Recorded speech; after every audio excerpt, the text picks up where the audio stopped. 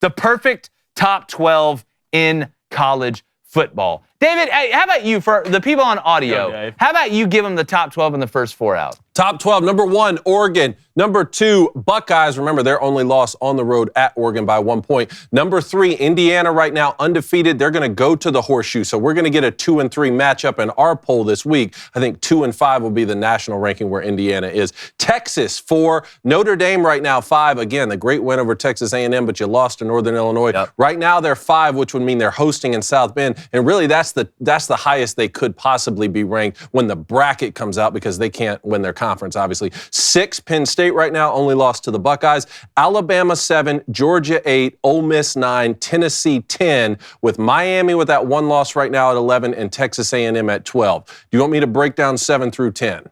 Yeah, can you tell everybody why? So, because this was the hardest part, but we had the easiest outcome because the work's kind of done for you. All right, so everybody listen here closely, because I only want to have to say this once. I know it's complicated. There's a log jam with these 2-loss SEC teams right now, and there is absolutely no way to square it, because they've all beaten up on everybody. They've all beaten up on each other, and they all have 1 additional loss. Texas A&M a little bit different right now because they have the 1 conference loss to South Carolina, as the fan was talking about earlier, but they also have that other out-of-conference loss, which is to Notre Dame. So leave them out of it for 1 second, because mostly I'm concerned with Alabama, Georgia, Ole Miss, and Tennessee. Here's how we did it, because there's no order you can put them in to make everybody happy, since they all beat each other in a head-to-head. Squad. Here's the way it would work out right this second for the SEC tiebreaker rules. And I'm going to bring it up from the SEC's website. Head-to-head competition. We talked about this with Matt Moscona. You have to go to the next point because they all have the same record in the SEC. Record versus common conference opponents. You go down to the next one. Essentially, you get to D, where it's cumulative conference winning percentage of all conference opponents among the tied teams. So basically what that means is you add up the wins and losses for every opponent in the conference that these 4 teams would have played. You add that up and you divide it so that you get a percentage. Alabama right now would lead that with a 53%. I guess you could call it a strength of schedule. That's what we'll call it. Georgia right now, 45% would be second. Ole Miss, 36%. And Tennessee right now would be 34%. So a few things right there. That's how the SEC would rank order these if one of these teams was, say, to be in that second position to go to the conference championship, to play Texas or Texas A&M, something like that. Or if both of those other teams have 2 losses, then you'd have to redo the order. So that's how the rank order would happen. That's why we ranked them 7, 8, 9, and 10, even though number 10, Tennessee, beat Alabama, and Georgia just had a terrible loss against Ole Miss. 2 things to keep in mind here before you start criticizing, because I know we're going to get some people in the chat doing that. 1, this doesn't take into account any non-conference games. That's right? A big thing. So Georgia beating Clemson doesn't matter in this scenario, and this isn't a perfect way to do it, because there is no perfect way to do it, but it seems like the most logical right now until we get a finish to this season, or at least until we get next week. And then 2, this doesn't take into account where they played the football game. So there may be some people thinking, wait, Georgia has one of the toughest schedules in the country. All of their tough games came on the road at Alabama, Texas, and Ole Miss. The SEC, by design here on bullet point D, cumulative conference winning percentage of all conference opponents among the tied teams, doesn't take into account where you played the game. Yes. All right? But Georgia would still be second to Alabama right there. And I want to let everybody know, it's like, wait, there's not a group of 5 team on there. Guys, we're giving you our top 12 teams. All right, we're not going by the format of, well, this team has to be in, this team has to be there. That's why in our rankings, yes, in the college football playoff rankings, Notre Dame couldn't get above 5, but in ours, they possibly could, because we're just trying to give you the top 12 teams the way we see it. And then when we get down to the end, we're going to tell you what we think the college football playoff, seeding should be with their format. So I thought David explained it perfectly, because people are going to talk about the tiebreakers, the head-to-heads. That's where they're going to have the biggest problem with it. But when everybody is beating everybody evenly, right? Bama beat Georgia, but lost to Tennessee. Georgia lost to Bama, but beat Tennessee. Ole Miss is the only one who really hasn't played Bama or Tennessee, and they beat Georgia. I understand that, but when you look at strength of schedule, like David was saying, and where Alabama is, it makes sense. And the great part is, and the scary part is, I think this is going to work itself out somewhat, but there's a chance where it really doesn't. Like, there's a chance where the SEC still stays stagnant about it, where I think people could sit here and say, all right, well, I don't know if Penn State's better than Alabama, Georgia, Ole Miss, or Tennessee. I get that, but we want to follow a methodology. If you are undefeated, right, we are going to give you the benefit of the doubt at this point. There's a reason why Indiana's at 3. And yes, Indiana does play Ohio State on the road, so that's going to work itself out. But losses do matter, and the amount of losses you have do matter. Texas, while they haven't beaten anybody fantastic so far, their loss is a very, very high quality loss. That's why they're in front of Penn State. That's why they're in front of Notre Dame. Why is Notre Dame in front of Penn State when they lost to Northern Illinois? Well, we also value quality wins. Notre Dame going on the road week 1 and beating A&M, who's in our top 12 now, is a quality win. Penn State has a quality loss with Ohio State, but there's no quality win. So the difference between us and the playoff committee outside of format is we have a baseline and we have rules and guidelines and we stick to them. And we move the teams based on the movement in those rules or guidelines, which at the end of the day, there is no perfect list. You can get upset and that's fine. Dissent moves us forward, as I always say, but you cannot question the methodology of how we got them there. And that's my biggest problem with the playoff committee. There is no set rules. There is no rubric. There is no guidelines. They're just throwing stuff at the wall. There is one set thing, and I'll say it again. You want to make the college football playoff, win your conference. You can always do that. I love that at least 1/3 of this right now is objective.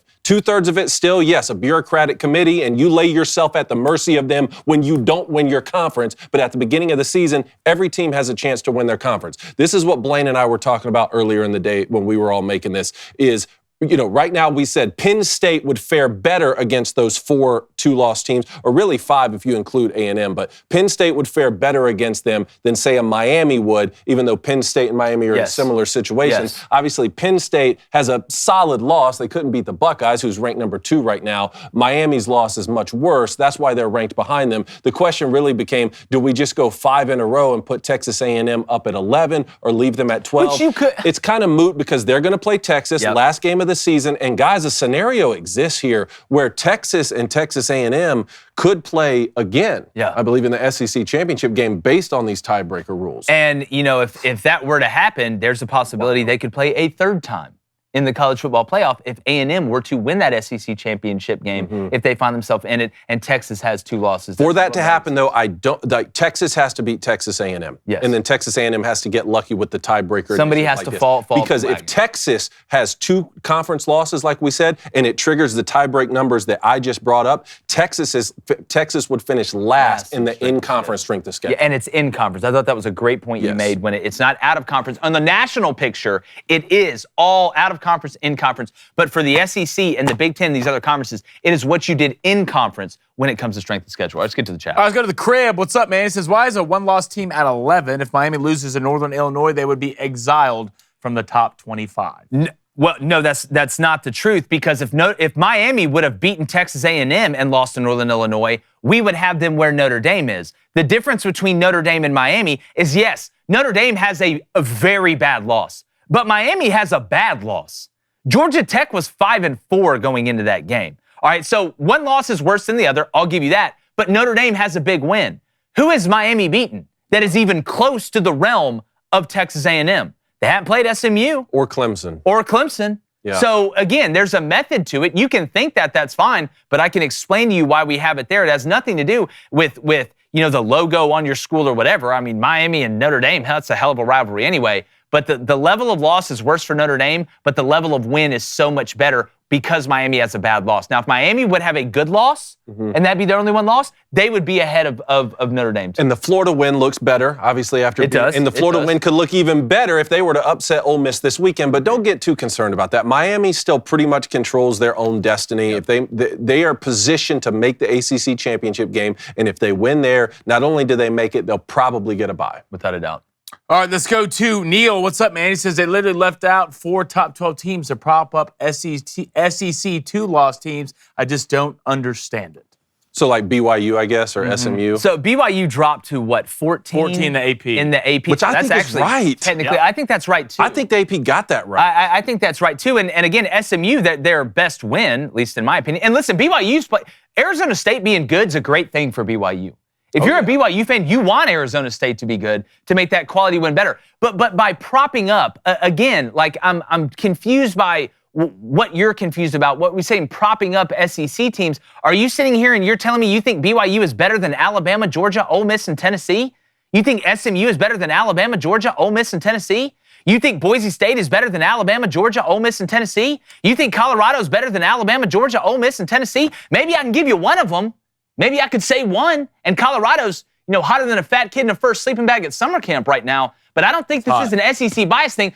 Dog, we have the Big Ten in the top 3 spots. This is why I sort of feel, what's the phrase, politically homeless on this issue, because we're getting it from both sides here. Yeah. Where it's like, I'm sorry, I'm just not going to put Alabama and Georgia and Ole Miss and Tennessee at number 1, 2, 3, and 4, even though I think all of those teams could win the national championship. I'm also not going to put a lot of these other teams above them and knock them out of the top 12 just because they only have 1 loss or no losses. Like, at some point, if we're going to do a subjective thing for college football postseason, then we have to apply eye test somewhere. Yeah. All Well, right, David, if you want to make everybody happy, just go sell ice cream. Well, I am thinking about doing that. It's called Cones. Yeah, I'm telling you, Cones. Cones. Trademark by Crain. Yeah, Cones is a winner. I do want to make people happy on my side job. Guys, we're getting close to the college football playoff, YouTube. If you're not subscribed yet, you need to wake up and start making some real decisions in your life that can help you move forward. And by hitting that subscribe button, that's a great step towards excellence.